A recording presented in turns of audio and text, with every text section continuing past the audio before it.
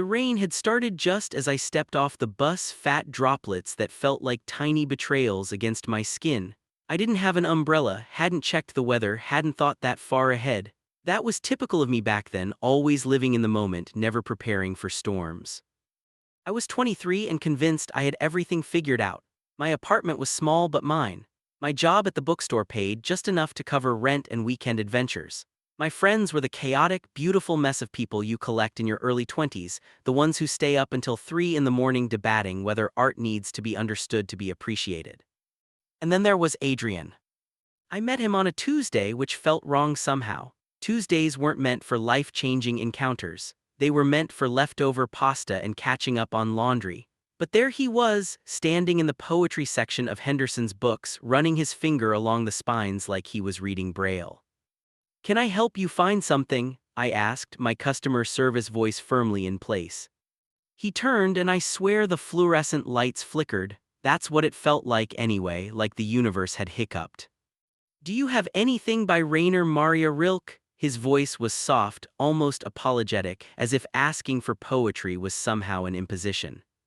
"Letters to a Young Poet or the actual poetry collections?" His eyes lit up. They were this impossible shade of hazel that seemed to shift between green and gold depending on how the light hit them. "You know Rilke." "It's a bookstore," I said, smiling. Knowing books is kind of the job description. Most people just point me toward the self-help section when I ask for poetry. I laughed. "We keep those in completely separate sections for a reason. Follow me." As I led him through the stacks, I could feel him watching me, not in a creepy way, in the way someone looks at something they're trying to memorize. It made my skin warm, made me hyper-aware of every movement. "Here," I said, stopping in front of the shelf. "We've got 3 different translations of his collected works, plus Letters to a Young Poet, and this one." I pulled down a slim volume, which is my personal favorite. It's got the German on one side and English on the other. "You read German?" "Badly," I admitted, "but I like seeing the original even if I can't fully understand it. Something about the rhythm, you know, the way the words look on the page." He took the book from my hands and our fingers brushed. Such a small thing, such a catastrophically small thing. "I'm Adrian," he said. "Elias." "Elias," he repeated my name like he was testing how it felt in his mouth. "That's a good name, Strong." "It was my grandfather's." "Was." "He passed when I was 15. But he was the one who got me into books, so in a way he's responsible for me being here, helping random customers find poetry on Tuesday afternoons." Adrian smiled and it transformed his entire face. He had one of those serious resting expressions that made him look older than he probably was, but when he smiled you could see the boy he must have been, mischievous and warm and just a little bit shy. "I don't feel very random," he said. And that was it, that was the moment. I didn't know it then, but that was when my life split into before and after. Adrian came back the next Tuesday, and the Tuesday after that. He always bought something, never the same type of book twice. Philosophy one week, science fiction the next, then a cookbook, then a graphic novel about Japanese folklore. "Do you actually read all of these?" I asked on his 4th visit, ringing up a book about the history of cartography. "Eventually, I'm a slow reader. I like to really live in a book, you know. Some people race through stories like they're trying to get to the ending as fast as possible. I prefer to take my time." "What do you do for work, I mean?" "I'm a teacher, high school English." "That explains the poetry." "Actually, the poetry explains the teaching. I fell in love with words first, then figured I should probably share that love with others." I handed him his receipt. "That's really beautiful, actually." He blushed, actually blushed. The color spread from his cheeks down his neck, disappearing beneath the collar of his blue button-down shirt. "Do you want to get coffee sometime?" The words tumbled out of my mouth before I could stop them. "I mean, if you want, no pressure, just we seem to have similar taste in books and I know this place that has really good iced lattes and—" "Yes," he said, "I'd like that." My heart did something acrobatic in my chest. "Yeah." "Yeah, when?" "Saturday around 2. "It's a date," then his eyes widened. "I mean not a date, just a hanging out thing." I grinned. "A date is good, I'm okay with calling it a date." His smile returned, softer this time, more private. Okay, a date then. That Saturday, I changed my outfit 4 times. My roommate, Zara, watched with increasing amusement from her perch on my bed. It's coffee, not a royal wedding, she said, scrolling through her phone. I know that. Do you though? Because you've been standing in front of that mirror for 15 minutes.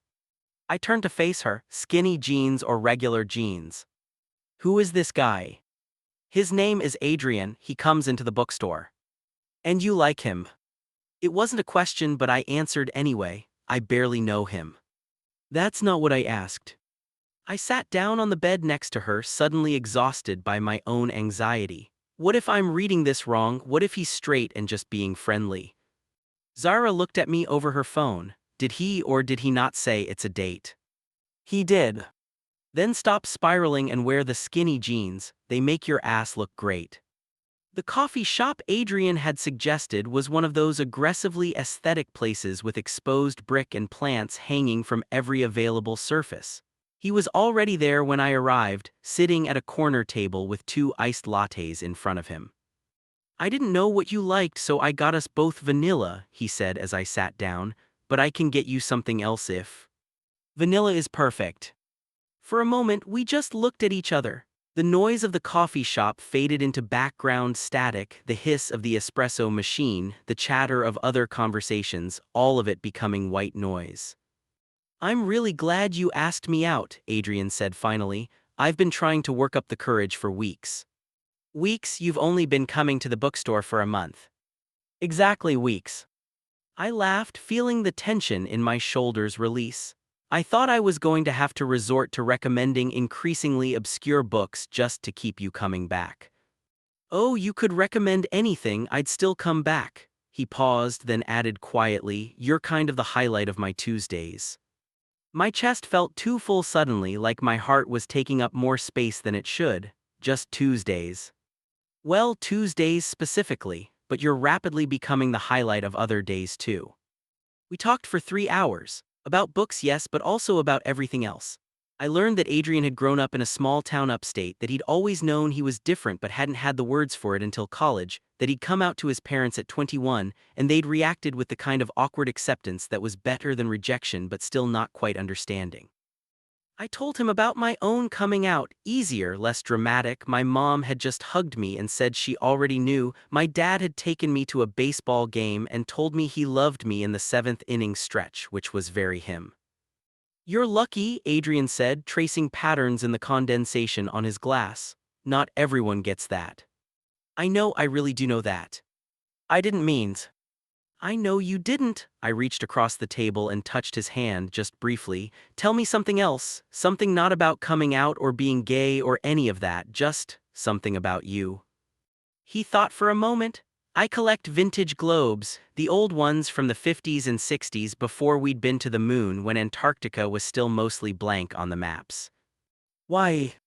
Because they're wrong, but they're beautiful. They show us how we saw the world at a specific moment in time, all the countries that don't exist anymore, all the borders that have changed. It's like looking at someone's memory of the world rather than the world itself. I felt something shift in my chest, something clicking into place. That's the most romantic thing I've ever heard. About globes. About anything. He smiled, that transformative smile that made him look younger and older at the same time. Wait until you hear my thoughts on antique typewriters. We left the coffee shop as the sun was setting, painting the sky in shades of orange and pink that seemed almost artificial in their intensity. Adrian walked me to the bus stop even though it was out of his way. Can I see you again? He asked as my bus approached. Like soon. How about Tuesday? I was thinking maybe sooner than Tuesday. Tomorrow. Perfect. The bus pulled up, its brakes hissing. I should have gotten on, should have said goodbye, should have played it cool. Instead, I leaned in and kissed his cheek, quick and chaste. Tomorrow, I said again, and then I was on the bus, finding a seat, watching him watch me through the window until the bus turned the corner and he disappeared from view. The thing about falling in love is that it happens in such small increments that you don't realize you're doing it until you're already gone. It's not like in the movies where there's a single moment of realization accompanied by swelling music. It's quieter than that, more insidious. Adrian and I fell into a pattern. We'd meet after my shifts at the bookstore or on his free periods when he could get away from school. We'd walk through the park or sit in diners drinking coffee we didn't need or browse thrift stores looking for nothing in particular. 3 weeks in, he invited me to his apartment for dinner. He lived in a one-bedroom on the fourth floor of a walk-up and the walls were covered in bookshelves. Literally covered. Every available wall space had been converted into storage for books. I might have a problem, he said, watching me take it all in. No, this is perfect. This is exactly what I hoped your apartment would look like. The globes were there too, 5 of them arranged on top of different bookshelves.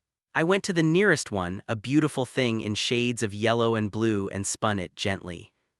That one's from 1962, Adrian said, coming to stand beside me. See here, he pointed to a country in Africa. This doesn't exist anymore, split into 3 different nations in the 70s.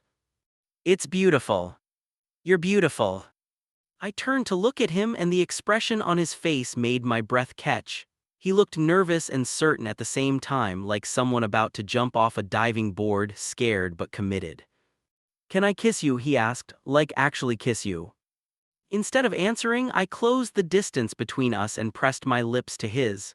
It was soft at first, tentative, both of us learning the shape of each other. Then his hand came up to cup my face and something in the kiss deepened, became more urgent.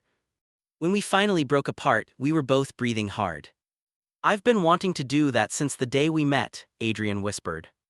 Just since we met, I've been wanting to do that since you first said my name. He laughed and the sound was full of relief and joy and something that might have been happiness. Dinner's probably burning. I don't care. Yeah, he said, pulling me back in, me neither. We did eventually eat dinner, slightly overcooked pasta with pesto that Adrian had made from scratch. We ate sitting on his couch, plates balanced on our knees, his record player spinning something soft and instrumental in the corner. Tell me about your students, I said, you never talk about them. They're good kids, exhausting but good. I've got this one student, Marcus, who writes these incredible short stories but thinks they're trash. Spends half our conferences apologizing for wasting my time. What do you tell him? That self-doubt is part of the process, but he can't let it stop him from creating. That the world needs his stories even if he doesn't think they're good enough yet. Do you believe that? About Marcus specifically? Absolutely, the kid's got talent. He paused, setting down his fork. In general, yeah, I do. I think we all have something worth saying, worth creating. We just get so caught up in whether it's good enough that we forget to actually say it. I set my own plate on the coffee table and turned to face him fully. You're going to make me fall in love with you if you keep talking like that. The words hung in the air between us. Too much, too soon. I could see Adrian's eyes widen, could feel my own panic rising. I know what you mean, he said softly. And for what it's worth, I'm already halfway there myself. My heart, which had been racing with anxiety, shifted into a different kind of racing entirely. Yeah. He kissed me again, and this time there was no hesitation, no tentative exploration. This time it felt like coming home to a place I'd never been before. If someone had asked me what happiness felt like before I met Adrian, I would have given them some vague answer about contentment or satisfaction. But being with him taught me that happiness isn't a state of being. It's a series of moments strung together like lights on a string, each one small but together creating something bright enough to see by. We had 3 months of uninterrupted golden days, 3 months where the world felt like it was holding its breath just for us. Adrian would show up at the bookstore during his lunch breaks, bringing me sandwiches from the deli around the corner. We'd eat in the break room, which was really just a closet with a chair and a microwave, our knees touching under the tiny table. Tell me something I don't know about you, became our game. We'd trade secrets like currency, small ones at first, then bigger. I wanted to be a marine biologist when I was a kid, I told him one day. I was obsessed with octopuses. Did you know they have 3 hearts? I didn't. Why didn't you become one? A marine biologist, not an octopus. Math. Turns out marine biology involves a lot of chemistry and physics, and I barely scraped by in both. Also, I get seasick really easily, which seems like it would be a problem. He laughed, that full-body laugh that made his eyes crinkle at the corners.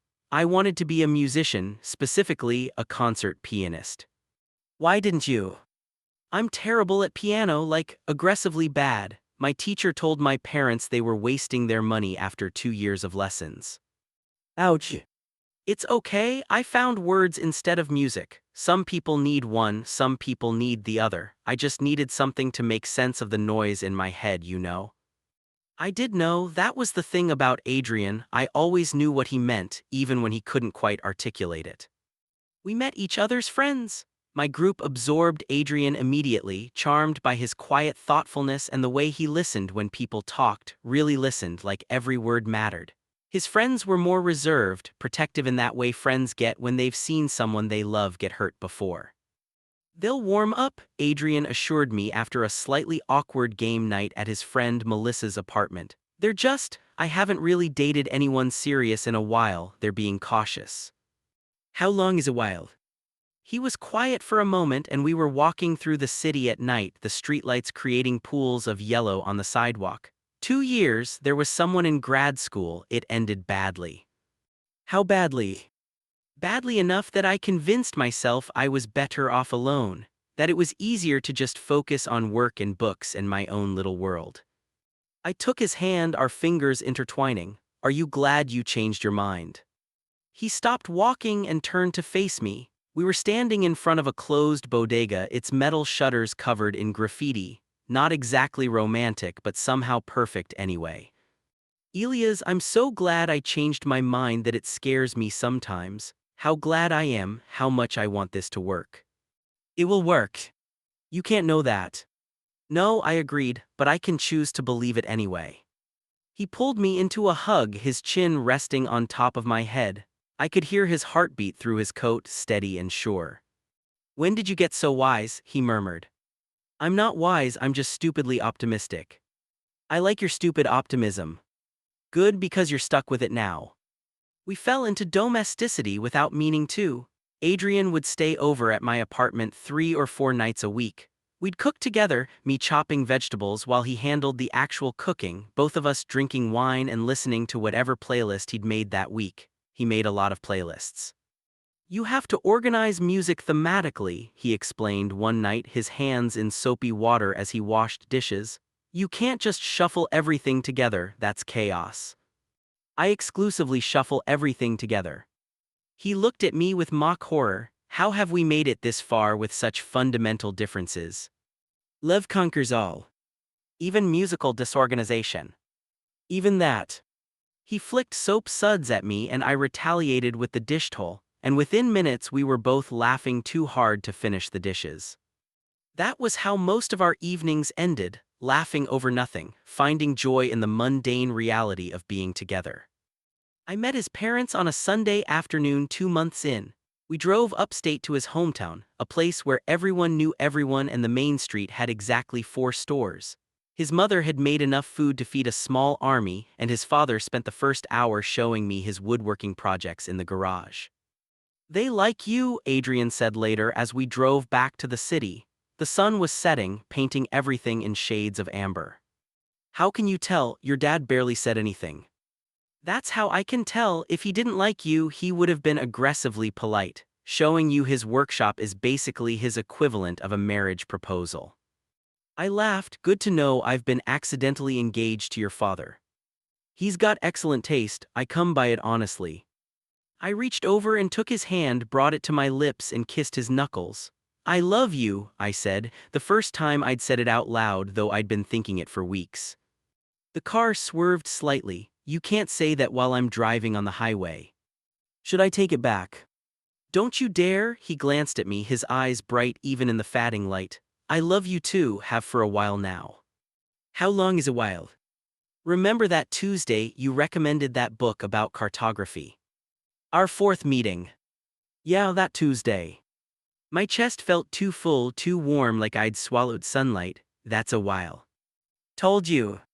We drove the rest of the way home in comfortable silence, our hands linked between the seats, and I remember thinking that this was it. This was what people wrote songs and books and poems about. This feeling of completeness, of rightness, of knowing you'd found your person in a world of 8 billion people. I remember thinking we were invincible. The first sign of trouble came in the third month, though I didn't recognize it as trouble at the time.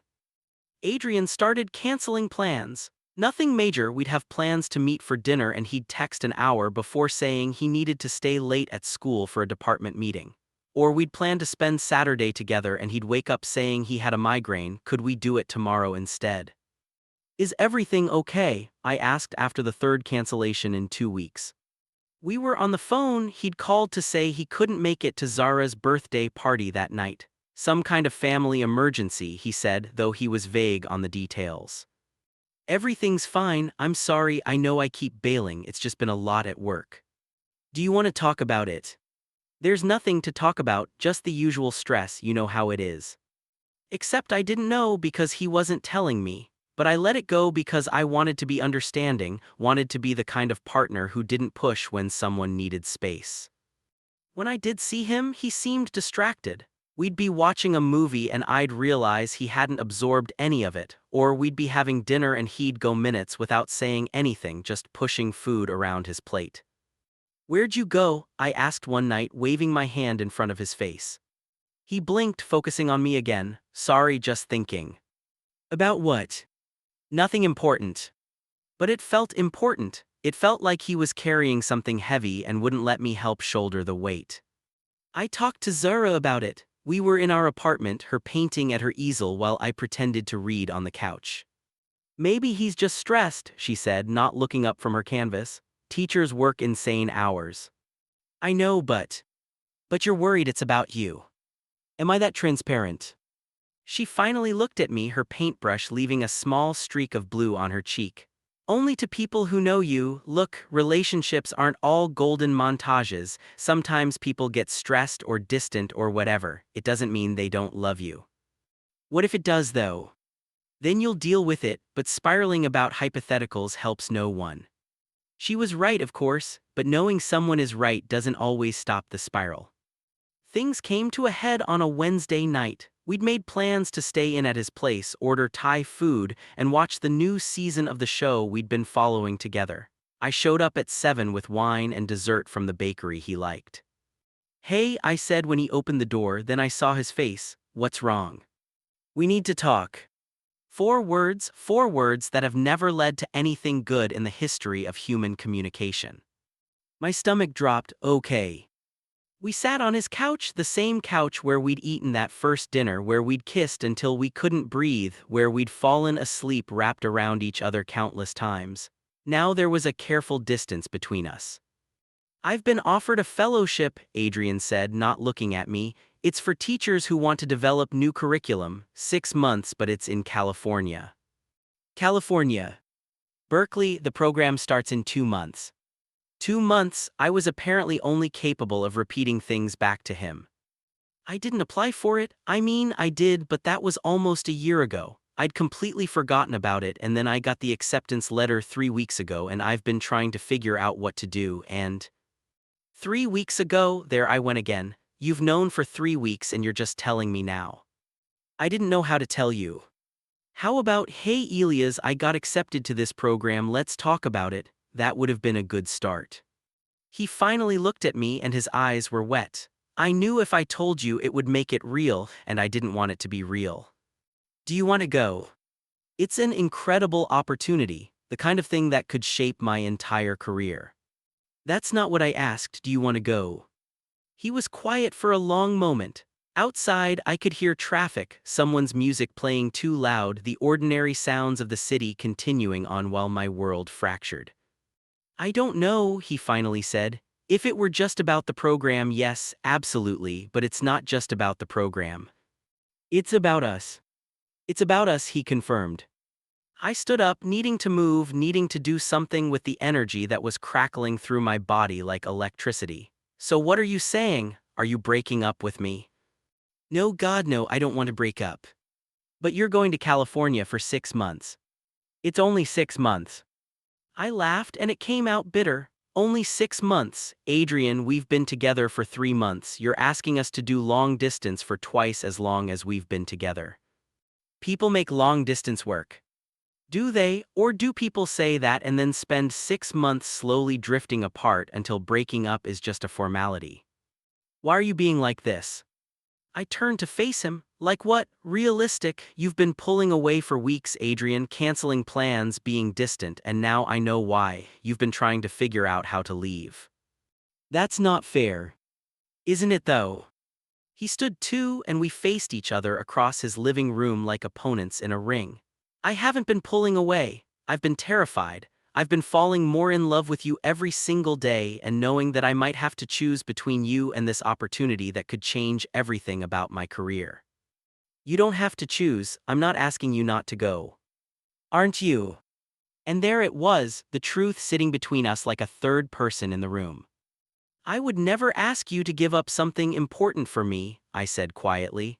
But I'm also not going to pretend this doesn't hurt, that finding out you've been keeping this from me for 3 weeks doesn't feel like a betrayal. I wasn't keeping it from you to hurt you. No, you were keeping it from you to protect yourself. There's a difference. The silence that followed was painful, full of all the things we weren't saying. I need to think, I finally said. I need to go home and think about whether I can do this. Elias. No, Adrian, you've had 3 weeks to think about this. I've had 3 minutes, so I'm going to go home and I'm going to think and then we can talk, okay? He nodded, looking miserable. Okay.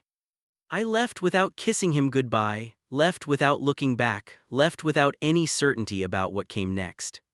I didn't talk to Adrian for 3 days. He texted long paragraphs that I read but didn't respond to, apologies and explanations and promises that we could make it work.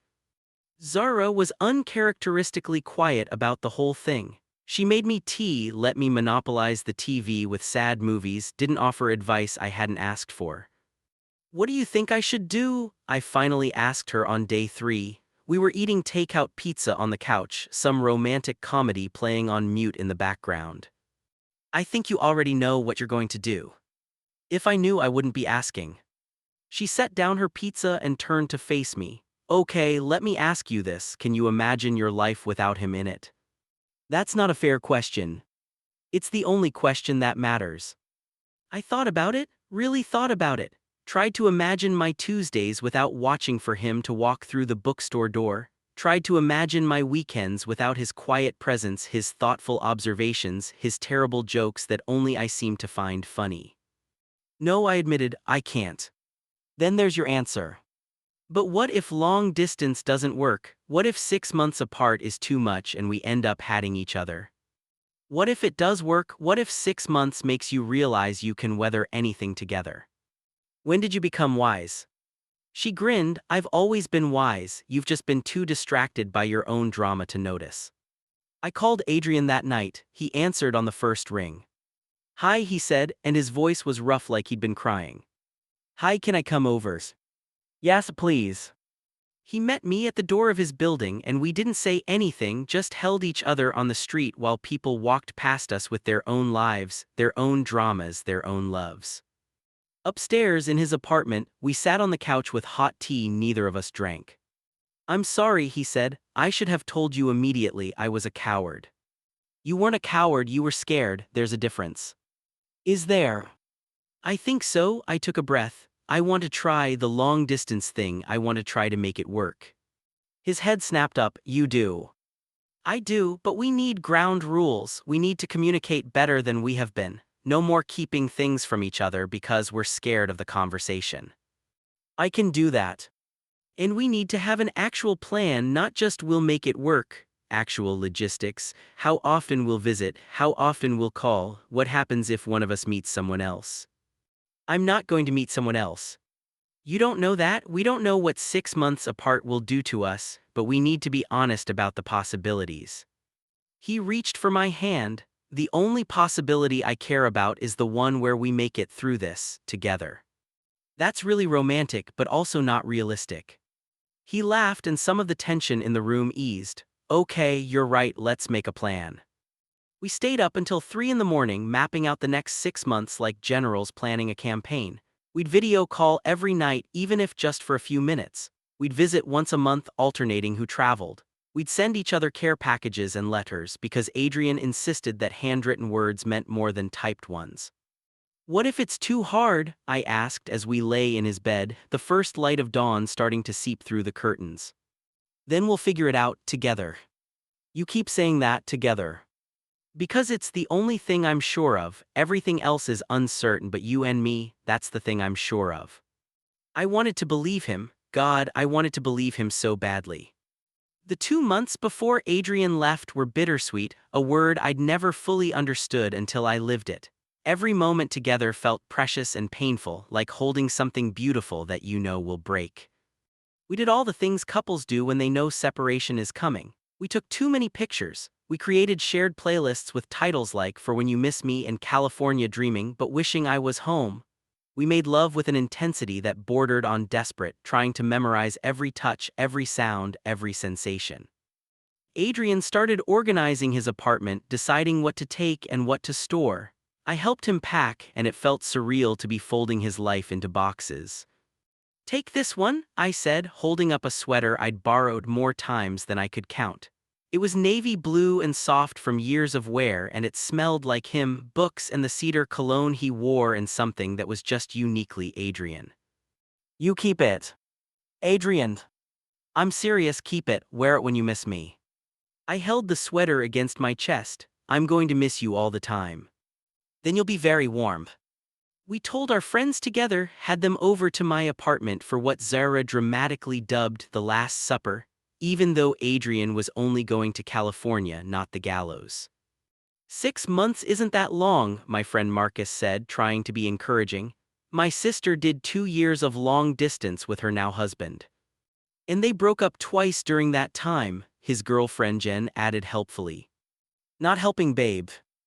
Adrian's friend Melissa was more philosophical about it. Look, it's going to suck, there's no way around that, but if you two are meant to make it, you will.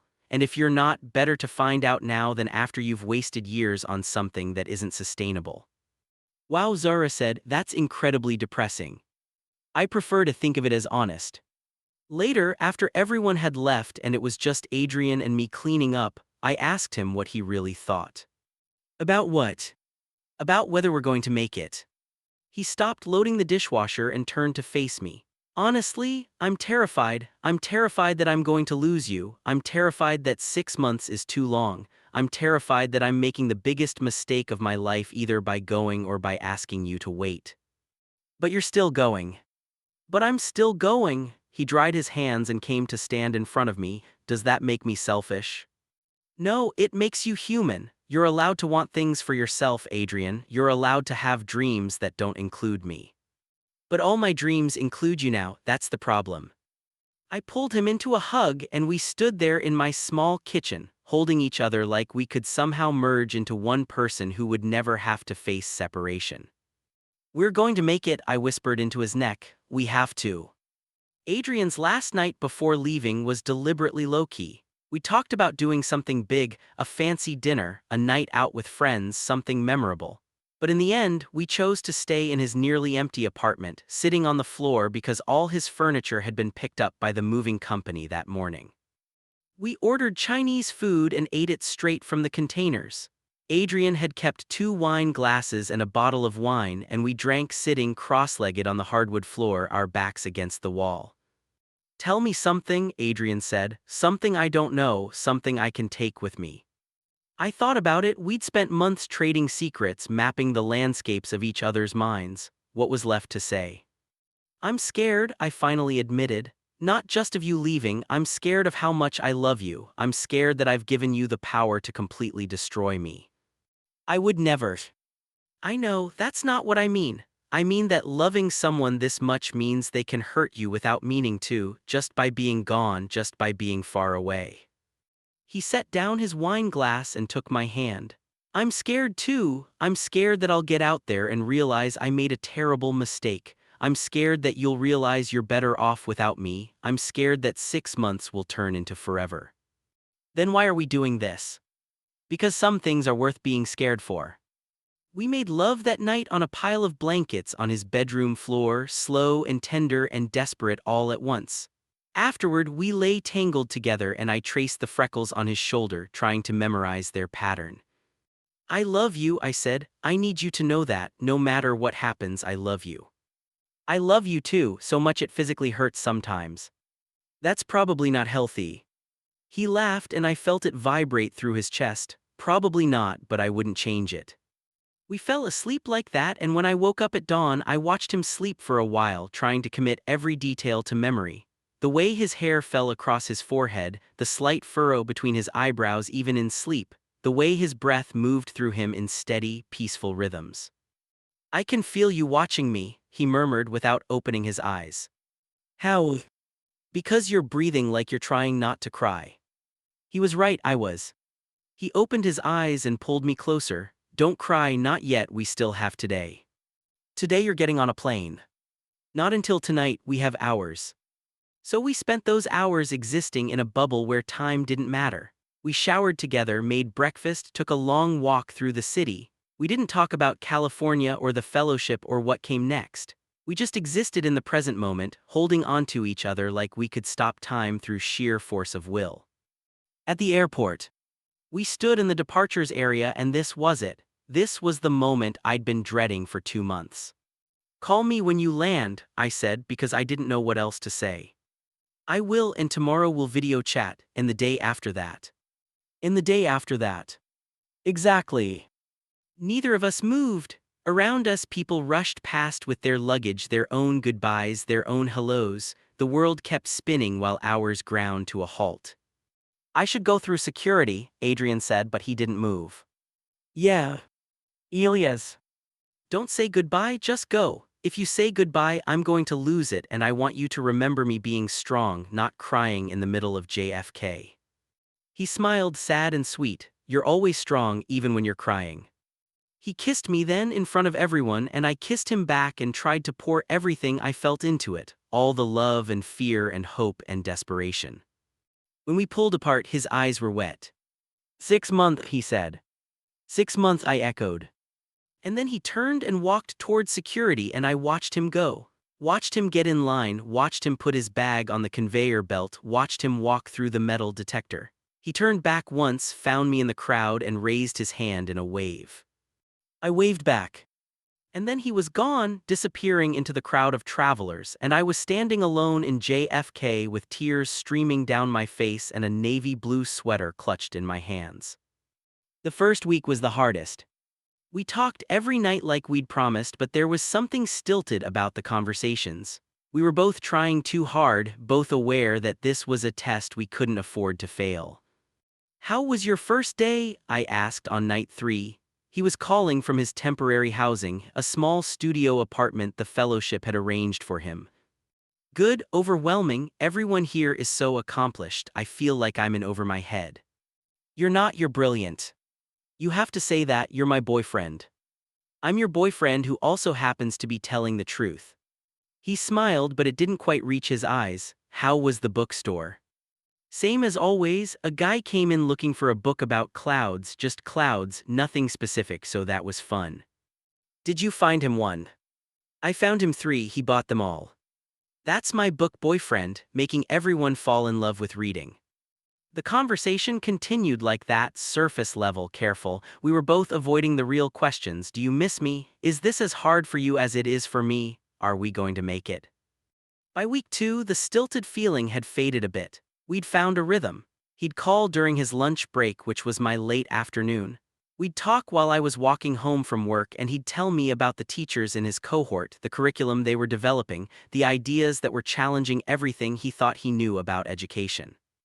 There's this woman Priya, he said one day. She teaches in Oakland and her perspective on how we engage with diverse learners is it's revolutionary, Elias. She's making me rethink everything. That's good though, right? Isn't that the point of the fellowship? It is, it's just also exhausting. I could hear the tiredness in his voice. Are you sleeping? Not great, the bed here is terrible, and it's too quiet, I'm used to the city noise. And my snoring. You don't snore.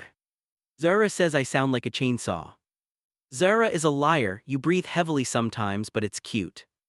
God, I missed him so much it felt like a physical ache. I wish you were here, I said before I could stop myself. There was a pause, me too. But you're having a good time. I'm learning a lot, it's just not the same without you.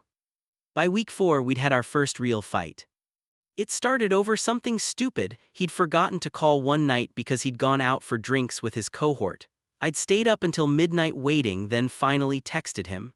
He'd responded the next morning with an apology, but I was hurt and tired and feeling forgotten. You said you'd call every night, I said when we finally connected. I know and I'm sorry, I lost track of time. You lost track of time for 4 hours. We were having this great conversation about pedagogical theory and you forgot about me. That's not fair. Isn't it? I'm here, Adrian, putting my life on hold, waiting for you to call, and you're out having great conversations and losing track of time. I'm not asking you to put your life on hold. What do you call this then? The silence on the other end of the line was painful. I don't know what you want me to say, Adrian finally said, and his voice was cold in a way I'd never heard before. I'm sorry I forgot to call. I'm sorry I'm not sitting in my apartment every night staring at the phone.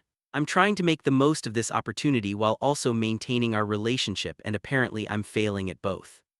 That's not what I have to go, I have a meeting in 5 minutes. Adrian. But he'd already hung up. We didn't talk for 2 days after that, 2 days that felt like 2 years. I drafted a dozen text messages and deleted them all. I wanted to apologize but also wanted him to apologize first. I wanted to call but was terrified he wouldn't answer. He finally called on day 3, late at night his time. I'm sorry, he said as soon as I answered.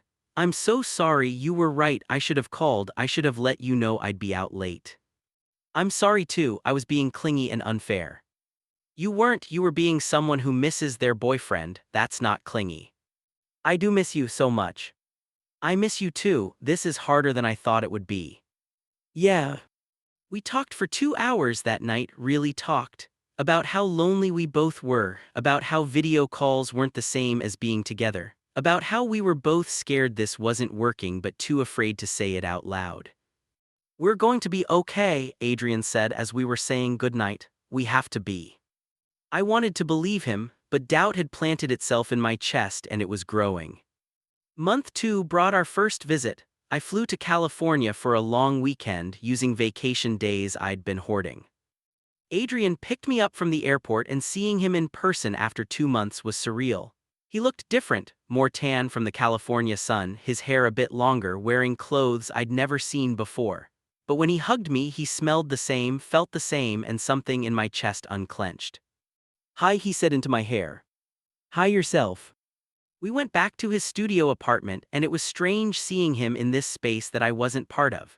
His books were on the shelves, his globes arranged on the windowsill, but there were new things too, postcards from places he'd explored, a plant someone had given him, a coffee mug from a local cafe. He had a life here, a whole life I wasn't part of. What are you thinking? He asked, setting my bag down. That your apartment is nice. But nothing, it's nice. He came to stand in front of me, tilted my chin up so I had to look at him, talk to me. It's just weird seeing you existing in a space without me, knowing you come home to this apartment every night and I'm not here.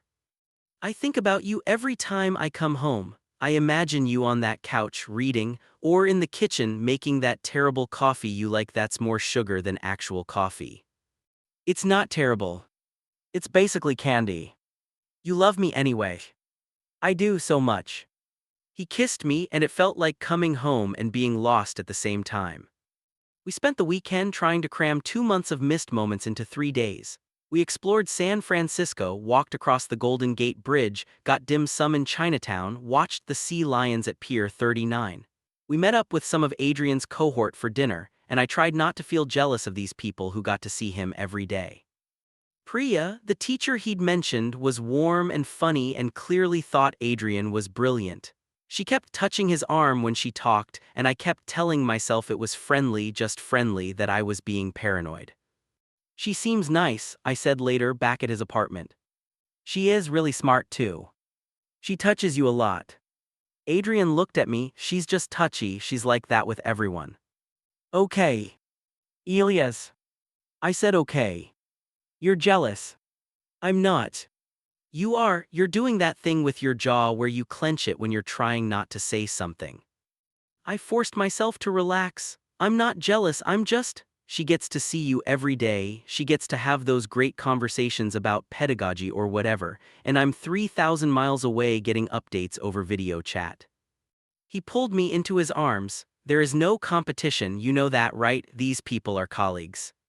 Friends maybe, but you're the person I love, the person I want to come home to. But you come home to an empty apartment. Because you're not here, not because I don't want you here. I buried my face in his neck, breathing him in. I hate this. I hate being apart. I hate being the needy boyfriend who gets jealous of your coworkers. You're not needy, you're human, and I hate it too. Sunday came too quickly. We spent the morning in bed, neither of us wanting to acknowledge that in a few hours I'd be on a plane back to New York. 4 more months, Adrian said, tracing patterns on my back. 4 more months, I echoed. We can do this. Can we? He stopped tracing and propped himself up on his elbow to look at me. Are you having doubts? I don't know, maybe, are you? Every day, he admitted, every single day I wonder if I made the right choice, if this fellowship is worth what it's costing us. But you're not coming home. Would you want me to? Would you want me to give up this opportunity and come home and then 5 years from now resent you for it? I thought about it, really thought about it. No, I wouldn't want that. Then we keep going, we keep trying, for more months, and then I'm home and we never have to do this again. Promise. Promise. At the airport, we held each other until the last possible moment. I love you, he said. I love you too. We're going to make it. We're going to make it, I repeated, trying to believe it. But as I boarded the plane and found my seat, I couldn't shake the feeling that something had shifted, that the weekend had revealed cracks in our foundation we'd been too afraid to acknowledge. I texted him once I landed, made it home safe, missing you already. He responded hours later, sorry, was in a meeting, miss you too. And that should have been fine, should have been normal. So why did it feel like the beginning of the end? Month 3 was when everything started to fall apart. The calls became less frequent. He was busy with the fellowship, working on a major curriculum project that consumed all his time.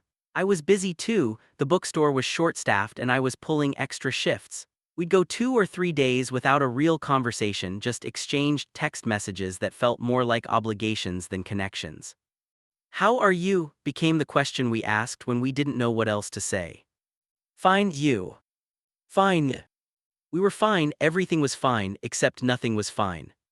Zara called me out on it one night. We were making dinner together and I'd checked my phone for the 15th time in an hour. He hasn't texted. Not since this morning. And that's a problem because we're supposed to be in a relationship, and I feel like I'm bothering him every time I reach out. She turned down the heat on the stove and gave me her full attention. Have you told him that? I don't want to be the needy boyfriend. You keep saying that, but asking for basic communication isn't needy, it's normal. I know, but nothing, either you tell him how you're feeling or you keep spiraling until you explode. Those are your options. I knew she was right, but knowing and doing are different things. I tried to bring it up on our next call. Hey, so I've been thinking, I started, trying to keep my voice casual. Maybe we could schedule our calls, like set a specific time each day so we're both prepared. That feels kind of rigid, don't you think?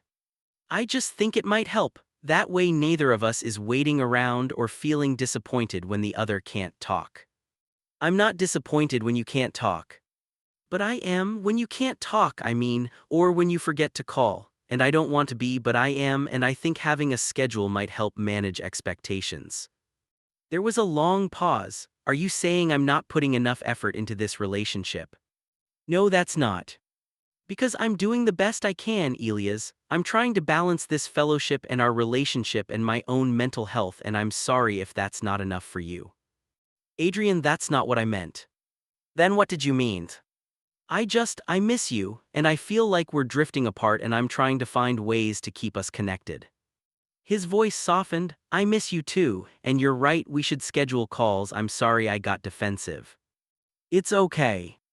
It's not, I'm just stressed and tired and taking it out on you, which isn't fair. We scheduled calls Monday, Wednesday, Friday at 7 p.m. his time, 10 p.m. mine. It should have helped. It didn't. Because now our conversations felt even more forced, like we were performing a relationship rather than living one. We'd both show up for our scheduled time, ask about each other's days, say, I love you, and hang up feeling more disconnected than before. Month 4 brought Valentine's Day. I sent him a care package, his favorite snacks, a book I thought he'd like, a handwritten letter telling him all the things I loved about him. I spent hours on that letter trying to capture everything I was feeling. He sent me flowers, beautiful flowers delivered to the bookstore with a card that said, counting down the days until I'm home. Love, A. It was sweet, it was thoughtful. It felt like something you'd send to a friend. We video chatted that night, both of us dressed up even though we were 3,000 miles apart. You look handsome, he said. So do you. Silence. This is weird, isn't it? I finally said. Yeah, it kind of is. I don't know how to do this, how to be in a relationship with someone I can't touch. Me neither. More silence. Maybe we should talk about, we both started at the same time. You first, Adrian said. No, you. He took a breath. I think we need to be honest with each other, really honest, about whether this is working. My heart started pounding. Okay, do you think it's working? I think we're both trying really hard, but trying hard doesn't always mean something is working. So what are you saying? I'm saying, I don't know, I'm saying that I love you, I really do love you, but I also feel like we're both miserable and I don't know if us being miserable together is better than being apart. The words hit like physical blows. You want to break up. I don't want to break up, but I also don't want us to keep doing this if it's just making us both unhappy. I'm not unhappy with you, I'm unhappy without you, there's a difference. Is there, because from where I'm sitting those feel like the same thing. I felt tears building but refused to let them fall, so what do we do? I don't know, Elias, I really don't know.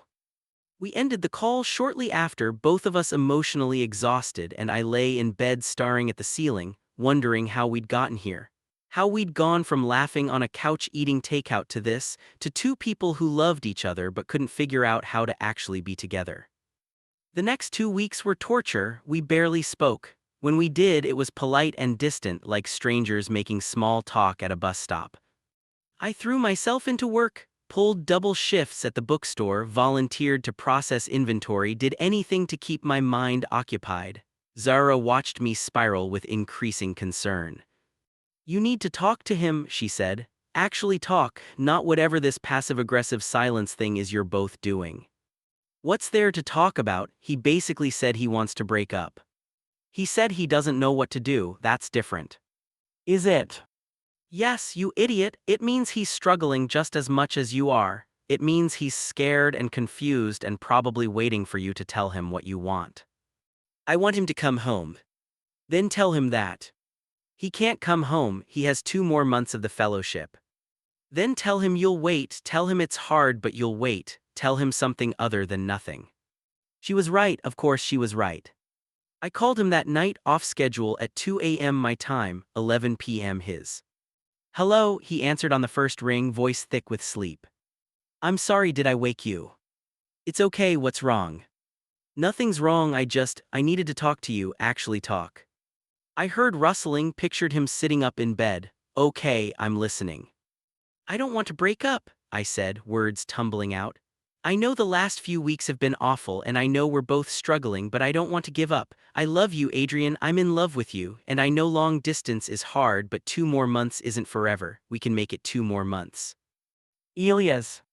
Please don't interrupt, I need to say this. I've been terrible at communicating. I've been keeping all my feelings inside because I didn't want to be needy or clingy or whatever, but that just made everything worse. So I'm telling you now, I miss you.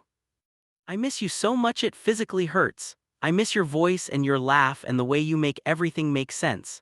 I miss falling asleep next to you and waking up to your face. I miss our stupid inside jokes and the way you organize your books by color even though that's objectively a terrible system. He laughed and the sound was wet. Was he crying? I miss you too, he said softly. God, Elias, I miss you so much. I've been miserable. Then why are we doing this? Why are we pushing each other away? Because I'm scared. I'm scared that I'm not enough, that I'm asking too much of you, that you're going to wake up one day and realize you're better off without me. That's never going to happen. You don't know that. Yes, I do, because even on the hard days, even when we're fighting or not talking or struggling through this distance, I would still choose you. Every single time I would choose you. There was a long pause, and I could hear him breathing on the other end. 2 more months, he finally said. 2 more months, I echoed. And then we're done with long distance forever. Forever, I agreed. I love you, Elias. I love you too. We talked until dawn, until my alarm went off and I had to get ready for work. We talked about everything and nothing, making plans for when he came home, reminiscing about our favorite moments together, rebuilding the bridge between us one word at a time. When we finally hung up, I felt lighter than I had in weeks. We'd gotten through the hardest part. 2 more months, we could do 2 more months. I should have known better than to feel hopeful. Because that's when everything changed. It was a Thursday, I remember, because Thursdays were my early days at the bookstore. I'd open at 9 and leave by 3. I was walking home, listening to music when my phone rang. Adrian never called during work hours. Hey, I answered, is everything okay? Can you talk? His voice was strange, tight. Yeah, of course, what's wrong? I need to tell you something and I need you to let me get through it before you say anything. Can you do that? My stomach dropped. Okay. The fellowship has offered me a full-time position. They want me to stay on as a curriculum director. It's an incredible opportunity, Elias, the kind of thing that could define my entire career. I stopped walking. In California. In California. For how long? It's a permanent position. They want me to start right after the fellowship ends. The world tilted. So you're not coming home? That's not, I haven't decided yet. That's why I'm calling, because this is a decision we need to make together. No, Adrian, this is a decision you need to make. Don't put this on me. You're my partner, your opinion matters. My opinion? My opinion is that you told me 2 more months. You promised me that after the fellowship we'd never have to do long distance again, and now you're telling me you might not come home at all. I know how this sounds. Do you? Because from where I'm standing, it sounds like you've been planning this, like you've been looking for a way out and this job is just a convenient excuse. That's not fair. Isn't it? You've been distant for months, Adrian. You've been pulling away and I kept telling myself it was just the stress of the fellowship, but maybe it was more than that. Maybe you've been trying to figure out how to leave all along. I haven't been trying to leave, I've been trying to survive. Do you know how hard this has been for me, being away from you, missing you every single day? Then come home, choose me, Adrian, choose us. The silence that followed was deafening. I shouldn't have to choose, he finally said, and his voice was quiet but firm. I shouldn't have to choose between my career and my relationship. That's not fair either. But you do have to choose. That's what relationships are sometimes, choosing each other even when it's hard. And what about what I want? What about my dreams? I have never asked you to give up your dreams. You're asking me right now. You're asking me to turn down the opportunity of a lifetime so I can come back to New York and sell books and pretend like everything is fine. The words were like a slap. Selling books isn't pretending everything is fine. It's my life, Adrian. It's what I do. I didn't mean it like that. Yes, you did. You think what I do is less important than what you do. You think my job is just some placeholder until I figure out what I really want to do with my life. That's not what I think. Then what do you think? Another pause, longer this time. I think I'm drowning, he said, and now he was definitely crying. I think I'm trying to balance everything and failing at all of it. I think I love you, but I also love this work and I don't know how to have both. My own tears were falling now, hot and angry and sad all at once. You can't have both. Not if both means staying in California. Because I'm not doing this anymore, Adrian. I'm not spending another 6 months or a year or however long waiting for you to decide if I'm worth coming home for. Don't make me choose right now, please, I need time to think. How much time? I don't know, a week, 2 weeks. Take all the time you need, but I need you to understand something, I'm not going to wait forever. I love you, but I also love myself too much to be someone's backup plan. You're not. I have to go, I said, because if I stayed on the phone one more second, I was going to completely fall apart. Call me when you've made your decision. I hung up before he could respond. That night was the longest night of my life. I called Zara and she came over immediately, bringing ice cream and wine and tissues. She held me while I cried, didn't offer platitudes or solutions, just let me feel everything I needed to feel. What am I going to do? I asked when I'd finally run out of tears. What do you want to do? I want him to choose me. I want him to say that I'm more important than some job in California. But I also know that's not fair. He's right, he shouldn't have to choose. But he does have to choose, that's the reality. So what? I just wait around to see if I'm enough. She was quiet for a moment. No, you decide what you're willing to accept and then you stick to it. If you're okay with more long distance or with moving to California, then you tell him that. If you're not, you tell him that too. I don't want to move to California. Are you sure? I thought about it, really thought about it. Yes, my life is here, my friends, my job, my apartment, everything I've built is here, and I know that sounds small compared to his career ambitions, but it's mine. Then that's your answer. But what if he chooses California?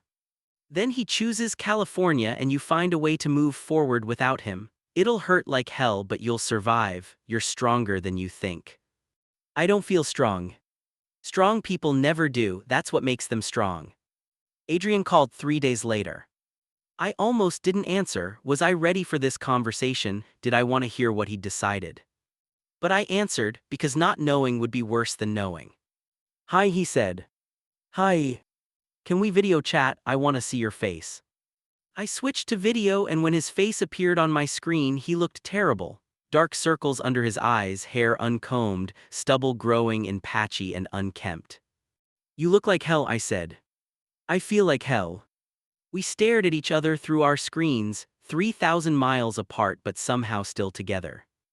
I've been thinking, he started, about what you said about choosing, and you're right, I do have to choose, but the thing is, I already chose. I chose the second I accepted this fellowship. I chose my career, and I've been trying to figure out how to have both ever since. My heart was pounding so hard I could hear it in my ears. So what are you saying? I'm saying that I think I need to take this job. I think I need to see where this path leads. And I think that's not fair to you, to ask you to wait even longer, to ask you to uproot your life, to ask you to be okay with coming second to my ambitions. So you're breaking up with me? The words came out flat, emotionless. I felt numb. I'm saying I don't know how to make this work. I'm saying I love you, but that might not be enough. Love is always enough if you let it be. Is it though? If we stay together, I resent you for making me choose. If I turn down the job, I resent you for holding me back. Either way, we end up destroying each other. So better to destroy us now. He was crying now, tears streaming down his face. I don't want to destroy us, but I don't know how to save us either. I felt something break inside my chest, something fundamental and irreparable. I need to tell you something, I said, my voice surprisingly steady. And I need you to really hear me. Are you listening? Yes. I would have moved to California for you. If you'd asked, if you'd said that's what you wanted, I would have figured it out. I would have found a new job, a new apartment, built a new life there. Not because I don't value my own life here, but because building a life with you felt more important than the life I had without you. His face crumpled. Elias. But you never asked, you never even considered it as an option, because this whole time you've been making decisions about our future without including me in them. You decided to keep the fellowship acceptance secret for 3 weeks. You decided to pursue this job opportunity. You decided that your career was more important than us, and that's your right, but don't pretend this is some impossible choice. You made your choice, you just don't want to be the bad guy for making it. That's not fair. You keep saying that, but you know what's not fair? Leading me on for 6 months, making me think we had a future, making me fall in love with you, and then deciding I wasn't worth fighting for. I did fight for us, I am fighting for us. No, Adrian, you're fighting for a version of us that doesn't require you to sacrifice anything, and that's not how relationships work. Sometimes you have to sacrifice, sometimes you have to choose, and you chose, so at least own it. The silence stretched between us, heavy with everything we weren't saying and everything we'd already said. "I'm sorry," he finally whispered. "I'm so sorry." "Me too," I said, and then, because there was nothing left to say, "Goodbye, Adrian." "Wait." But I ended the call before he could finish, before I could hear whatever else he had to say, before I could let him talk me into forgiving him when I needed to be angry. I sat there on my bed, staring at my blank phone screen, and realized that 6 months ago I'd thought we were invincible. I'd thought love was enough. I'd thought that if two people wanted something badly enough, they could make it work. I'd been wrong about all of it. The first week after the breakup, I convinced myself I was fine. I went to work, I smiled at customers, I recommended books. I came home and made dinner and watched TV and went to bed at a reasonable hour. I was fine. The second week, the numbness wore off. I found one of Adrian's shirts in my laundry, that navy blue sweater he'd told me to keep. I held it to my face and breathed in, and the scent of him was still there, faint but present, and I broke. I called in sick to work and spent 2 days in bed, crying until I had no tears left, until my eyes were swollen and my throat was raw. Zara checked on me periodically, bringing water and crackers and not saying anything, just sitting with me in my grief. "I thought we were going to make it," I said on the second day, my voice hoarse. "I know. I really thought love would be enough. Sometimes it's not. That's the hardest lesson. I don't want to learn this lesson. Nobody does." By week 3, the anger set in. How dare he? How dare he make me fall in love with him, make me imagine a future with him, make me wait for him and then decide I wasn't worth it? How dare he put his career above us and then act like it was some impossible choice? How dare he break my heart and expect me to understand? I went out with friends, drank too much, flirted with strangers I had no interest in, came home alone and felt emptier than before.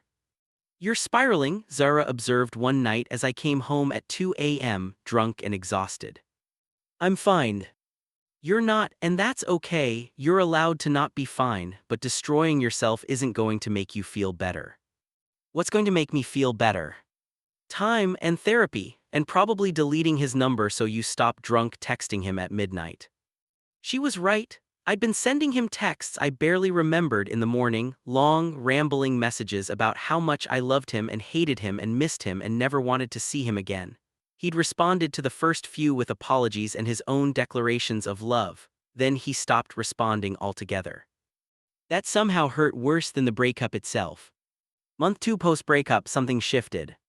I woke up one morning and realized I'd gone an entire hour without thinking about Adrian. Then 2 hours, then half a day. I started therapy. My therapist, Dr. Chen, was a soft-spoken woman in her 50s who never let me get away with anything.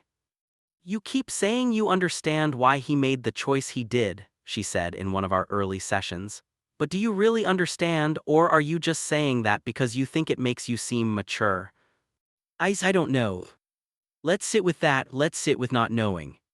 So I sat with it, and slowly over weeks of sessions I started to unpack everything. The relationship, yes, but also my own patterns, the way I gave too much too quickly, the way I lost myself in relationships, the way I equated sacrifice with love. "It's noble to be willing to sacrifice for someone you love," Dr. Chen said. "But it's also important to ask, are they willing to sacrifice for you? Love should be mutual, partnership should be balanced." But he was sacrificing too. He was dealing with long distance just like I was. Was he, or was he pursuing exactly what he wanted while expecting you to accommodate his choices? I didn't have an answer to that. Month 3 brought spring. The city came alive with color, cherry blossoms and daffodils, and people shedding their winter coats. I felt like I was waking up too, like I'd been hibernating through my grief and was finally ready to face the world again.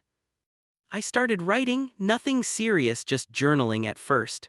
But then the journaling became stories, short pieces about love and loss and learning to be whole on your own. I shared one with Zara and she cried.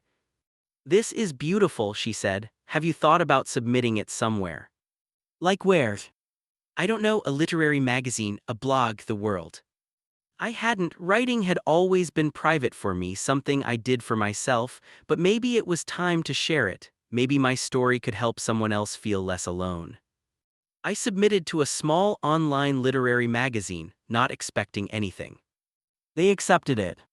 The piece was published on a Tuesday. Of course, it was a Tuesday, and the response was overwhelming. People commented about how much they related, how they'd been through similar heartbreaks, how my words had made them feel seen.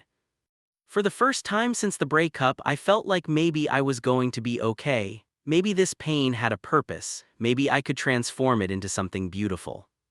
Month 4, Adrian texted me. It was late at night and I was reading in bed when my phone lit up with his name. My heart stuttered. I deleted his number weeks ago, but I still recognized it. I know I have no right to contact you, and if you want me to delete your number and never reach out again, I will, but I need you to know something.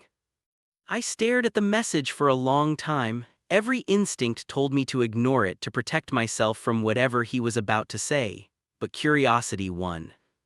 What I typed back. 3 dots appeared, disappeared, appeared again. I made a mistake, the biggest mistake of my life. I should have chosen you. I should have figured out a way to make both things work, but I was scared and stupid and convinced myself that my career had to come first. My hands were shaking. Why are you telling me this now? Because I'm miserable without you. Because this job, this amazing opportunity I thought was so important, feels meaningless without you to share it with. Because I wake up every morning and the first thought I have is wishing I could call you. You can call me, you have my number. I don't deserve to call you, not after what I did. I sat with that for a moment. He was right, he didn't deserve it, but I also knew that holding onto anger forever would only hurt me. What do you want, Adrian? I want to fix this. I want another chance. I want to prove to you that I can be the partner you deserved all along. How? You're still in California, you still have your job, nothing has actually changed. I gave my notice, I'm moving back to New York. I read the message 3 times, sure I was misunderstanding. You're quitting. I already quit, I'm finishing out this month and then I'm coming home. I don't expect you to take me back. I know I destroyed your trust, but I needed you to know that I choose you. I should have chosen you from the beginning and I'm choosing you now even if it's too late.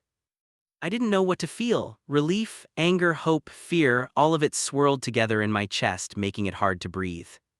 I need time to think, I finally typed. Take all the time you need, I'll be here. And Elias, I'm sorry, I'm so sorry. I didn't respond, just set my phone down and stared at the ceiling, trying to process what had just happened. Adrian was coming back. Adrian had chosen me. But was it too late? I didn't tell anyone about Adrian's texts at first. I kept them to myself, reading and rereading them late at night, trying to figure out what I felt. Dr. Chen noticed in our next session. Something's changed, she observed. You seem unsettled. I told her everything. About the texts, about Adrian quitting his job, about the confusion and fear and tiny, traitorous spark of hope in my chest. What do you want to happen? She asked. I don't know. I think you do, I think you're just afraid to admit it. She was right, I did know. I want to forgive him, I want us to try again, but I'm terrified that I'll just get hurt again. That's a valid fear, he broke your trust. Rebuilding that will take time and effort and there's no guarantee it will work. So what do I do? What feels right to you, not what you think you should do, not what's rational or practical. What does your gut tell you? My gut told me to give him a chance. My gut told me that some loves were worth fighting for, even when they'd already broken you once. But my brain told me to protect myself, to not give someone the power to destroy me twice. I don't know how to reconcile those two things, I admitted. Maybe you don't have to, maybe you can acknowledge both truths, that you want to try again and that you're scared, and move forward anyway. I finally told Zara a week later. He texted you, she looked up from her painting, brush frozen mid-stroke. When? Last week he quit his job, he's moving back to New York. And you're just now telling me this because? Because I knew you'd have opinions, and I wasn't ready to hear them. She set down her brush. Okay, you want my opinion now. Do I have a choice? Not really. She came to sit next to me on the couch. Here's what I think: Adrian hurt you, really hurt you, and he doesn't get a free pass just because he's sorry and made some grand gesture. I know that. Do you? Because I can see it on your face. You want to forgive him, you want to give him another chance, and maybe that's the right call, but you need to go into it with your eyes open. He made a choice once, he could make it again. He says he won't.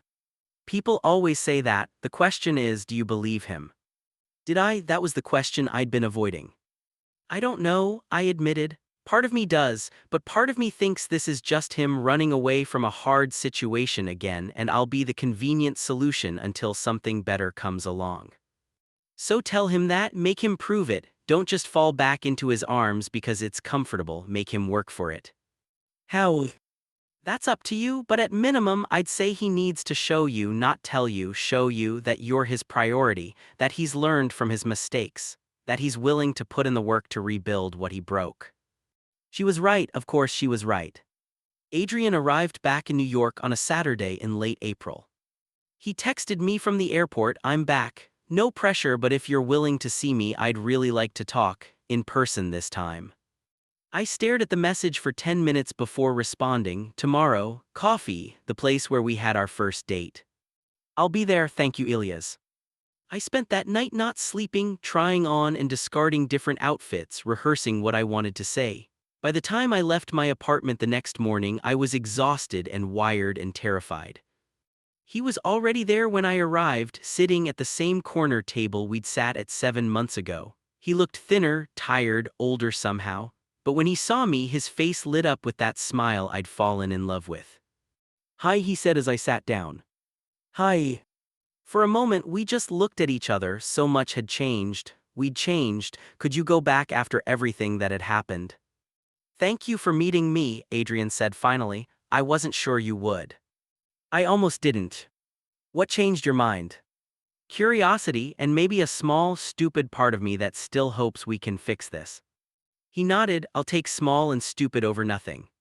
"Talk to me, Adrian. Help me understand why you're here, and not the romantic version, the real version." He took a breath. "The real version is that I was miserable in California. The job was everything I thought I wanted, but it felt hollow without you. I'd have these incredible moments, breakthroughs with curriculum design, amazing conversations with colleagues, and my first instinct was always to call you and share them. But I couldn't because I'd given up the right to share my life with you." "So you quit because you were lonely?" "No, I quit because I realized I'd been chasing the wrong thing. I thought career success would make me happy. I thought if I could just achieve enough, accomplish enough, it would fill this void inside me. But it didn't. The only thing that ever filled that void was you." That's a lot of pressure to put on one person. "You're right, and I'm not saying you're responsible for my happiness. I'm saying that loving you made me happier than any professional achievement ever has, and I was stupid to not realize that sooner."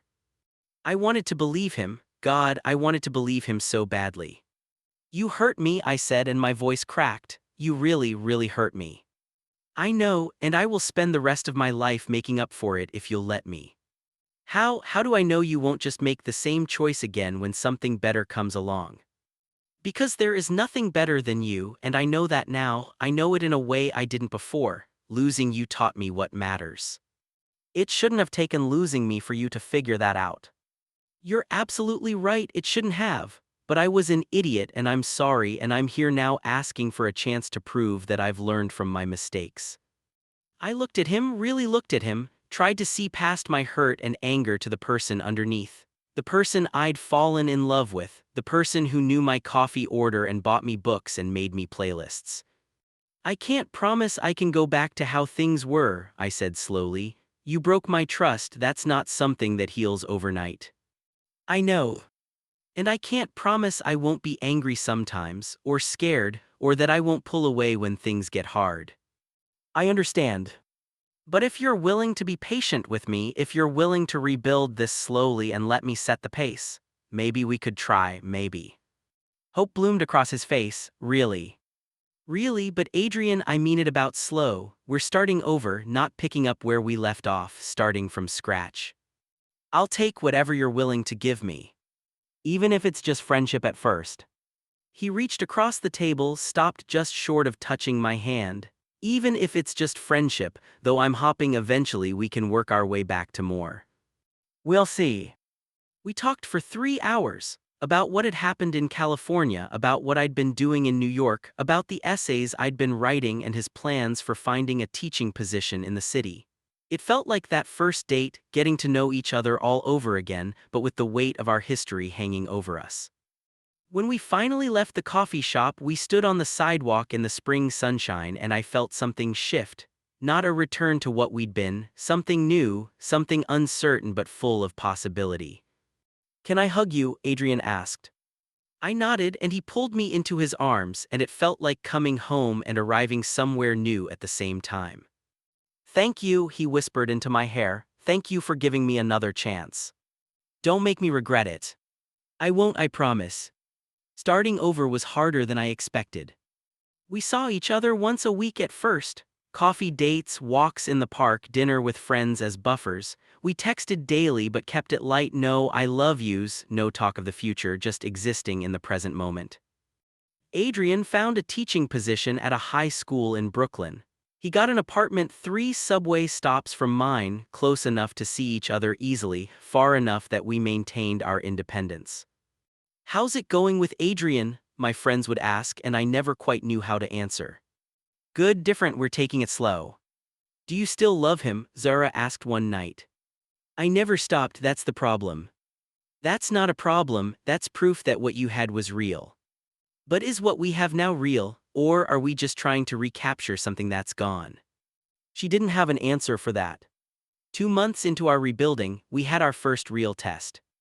Adrian got invited to interview for a position at a prestigious private school, amazing opportunity, better pay, more resources. The only catch, it was in Boston.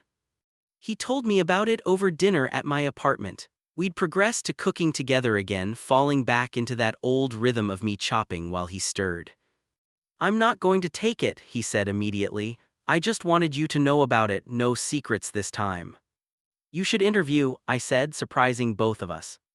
"What?" "You should interview, it sounds like an amazing opportunity." "Elias, I'm not going to Boston, I just moved back here to be with you." "To be near me," I corrected. "We're not even officially back together yet." "But we're working toward that, aren't we?" "We are, but I also don't want to be the reason you don't pursue opportunities. That's what destroyed us last time."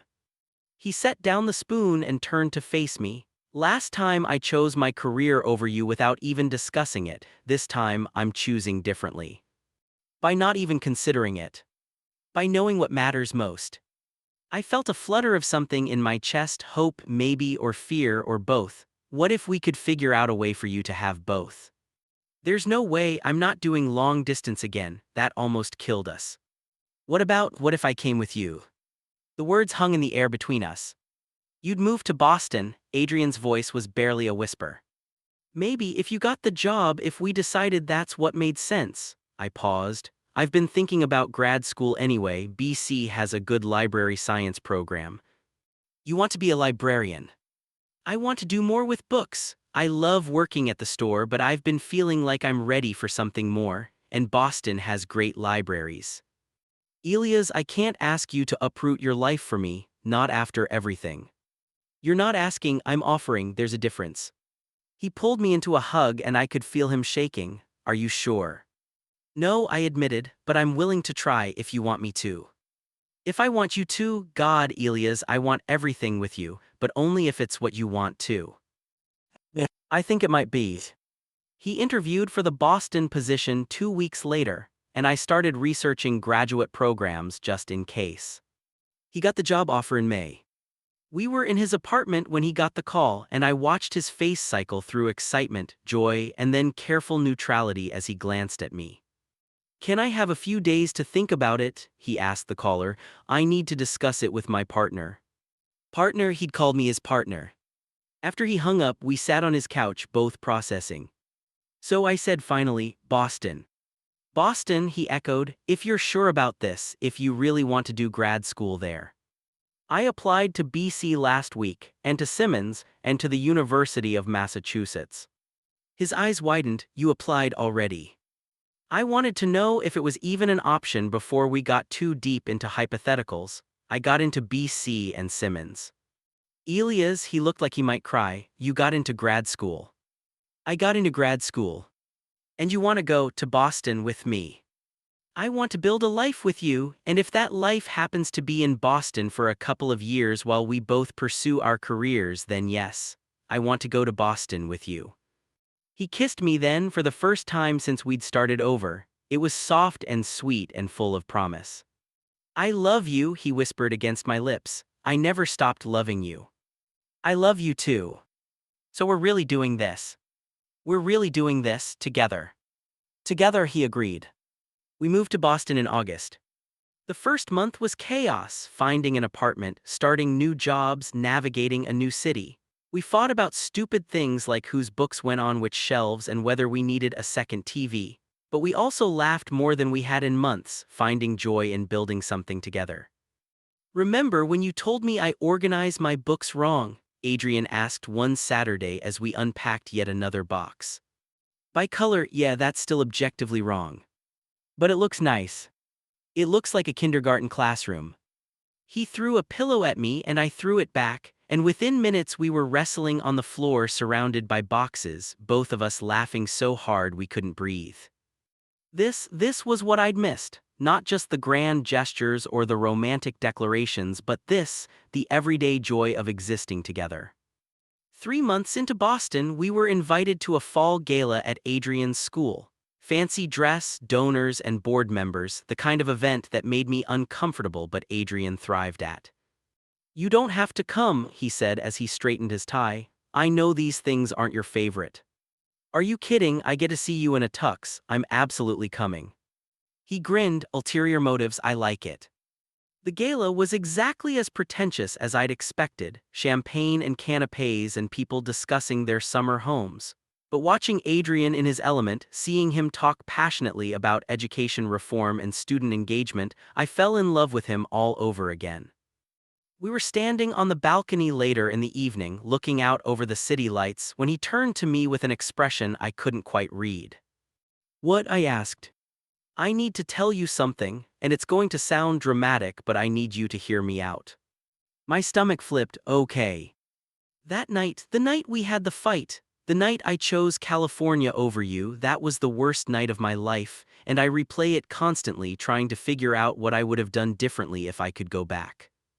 Adrian, let me finish. I've learned that I can't go back, I can't change what I did, but I can make sure I never make that mistake again, so I need you to know something. He took my hands in his. You are my priority, not my job, not my career, not any opportunity that might come along you. If another offer comes up in Seattle or San Francisco or Mars, we discuss it together and make the decision together, because we're partners, actually partners.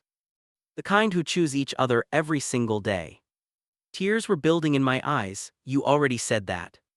I'm saying it again. I'm going to keep saying it until you believe it in your bones. I choose you, Elias, every day in every way I choose you. I believe you, I whispered, I really do. He reached into his pocket and pulled out a small box. My heart stopped. I'm not proposing, he said quickly. I know we're not ready for that yet, but I want you to have this. He opened the box to reveal a simple silver band with a small compass rose engraved on it. It's a promise ring, he explained. A promise that no matter where life takes us, no matter what opportunities or challenges come our way, we navigate them together. You're my true north, Elias, you always have been. I took the ring with shaking hands, slipped it onto my finger. It fits perfectly. I measured one of your other rings when you weren't looking. Very sneaky. I laughed through my tears. Very sneaky. So what do you think? Instead of answering, I kissed him. Kissed him like we were the only two people in the world, like the past year of pain and separation and rebuilding had all led to this moment. When we finally broke apart, both of us were crying and smiling. Is that a yes? He asked. That's a yes to everything, to Boston, to us, to building a life together, to choosing each other. To choosing each other, he echoed. We stayed on that balcony for another hour talking about everything and nothing, making plans and dreaming dreams. And for the first time since that day in the bookstore when a nervous man asked me about Rilke, I felt certain about our future. The distance had nearly destroyed us, but it had also taught us what mattered. It had shown us how to fight for each other, how to communicate, how to build something stronger than what we'd had before. "What are you thinking?" Adrian asked, pulling me closer against the autumn chill. "That one night changed our bond forever." "Which night?" "All of them. The night we met, the night you told me about California, the night we broke up, the night you came back. This night, every night has been building to this." "To what?" "To us, really truly us, not the fairy tale version, the real version, the version that survives distance and doubt and mistakes." He kissed my temple. "I like the real version better anyway." "Me too." 2 years later. The bookstore opened on a Tuesday. Of course it did. Adrian and I stood in front of the space we'd spent 6 months renovating, looking at the sign above the door, "True North Books, where every story finds its way home." "Ready?" he asked, his hand finding mine. "Ready." We'd moved back to New York after I finished my master's degree. Adrian transferred to a school in Manhattan, and I'd used my inheritance from my grandfather, the grandfather who'd given me my love of books, to open this place. It was small but perfect. Cozy reading nooks, a section specifically for LGBTQ plus literature, a cafe in the corner serving coffee and pastries, everything I'd ever dreamed of. "Your grandfather would be proud," Adrian said softly. "I think so too." Zara was our first customer, of course, bringing flowers and champagne and enough enthusiasm to power the whole block. "It's perfect," she declared, "absolutely perfect, though I still think you should have named it the Gay Agenda." "That was never actually an option," I reminded her. "It should have been." Throughout the day, people filtered in. Friends, former bookstore colleagues, Adrian's students, people from the neighborhood, each one making the space feel more alive, more real. Late in the afternoon, as the crowd thinned, an older woman approached the counter where I was organizing receipts. "Excuse me," she said, "do you have anything by Rainer Maria Rilke?" I looked up, startled. Adrian, who'd been shelving books nearby, stopped and met my eyes across the store. We both started laughing. "What's so funny?" the woman asked, confused. "Nothing," I managed. "It's just, that's how we met." He asked me the same question. "Well then," she said, smiling, "it must be a good question." I led her to the poetry section. We'd made sure it was prominent, and found her 3 different volumes of Rilke, including the bilingual edition that had been my favorite. After she left, Adrian came up behind me and wrapped his arms around my waist. "Full circle," he murmured into my neck. "Full circle," I agreed.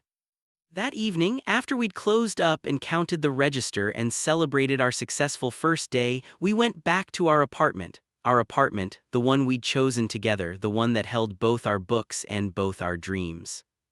We made dinner together, falling into our familiar rhythm. I chopped vegetables while he handled the actual cooking. We talked about the day, made plans for the store, discussed the lesson Adrian was developing for his students. "I have something for you," he said as we were doing dishes. "If it's another globe, we're officially out of space." "It's not a globe." He dried his hands and pulled a small box from his pocket. My heart skipped. We'd talked about this, had been talking about it for months, but I hadn't expected it now, tonight. "Elias," he said, and his voice was shaking. "We've been through everything together, distance and heartbreak and rebuilding and starting over. We've chosen each other on good days and bad days and every day in between, and I want to keep choosing you for the rest of my life."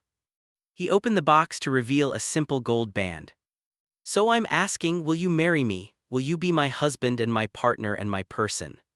I was crying, nodding before I could form words. "Yes, yes, absolutely yes."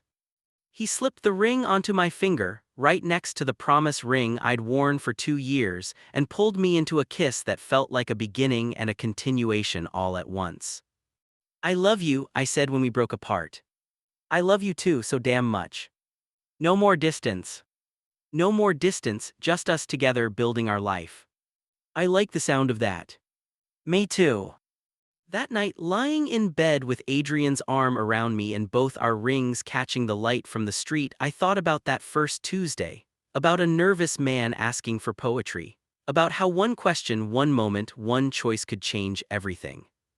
People always say that one night changed their bond forever, like it's one singular moment. But the truth is, it's all the nights, all the moments, All the choices to stay, to fight, to rebuild, to choose each other again and again. The night we met changed us. The night he left changed us. The night he came back changed us. The night he gave me a promise ring changed us. This night, with rings on both our fingers and a future stretched out before us, changed us too. Every night we chose each other changed our bond. Every morning we woke up together changed it.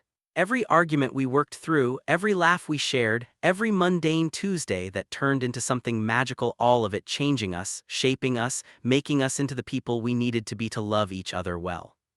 "What are you thinking about?" Adrian murmured, half asleep. "That I'm really glad you came into the bookstore that day." "Me too, best Tuesday of my life." "You know what's better than one Tuesday?" What? "All the Tuesdays after. All the Wednesdays and Thursdays and every day we get to spend together." He pulled me closer. "That's really cheesy." "You love it." "I really do." And we did. We got all those days, all those Tuesday and Saturdays and everything in between. We got the bookstore and the teaching job and the life we built together, brick by brick, choice by choice, day by day. We got our forever. And it started with a question about poetry. The end. Author's note: thank you for reading Elia's and Adrian's story. If you've ever experienced long-distance love, heartbreak, or the courage it takes to rebuild, this story is for you. Remember, love isn't about never making mistakes. It's about choosing each other again and again, especially when it's hard. Your person is worth fighting for, but you're also worth fighting for yourself. Both things can be true. Red.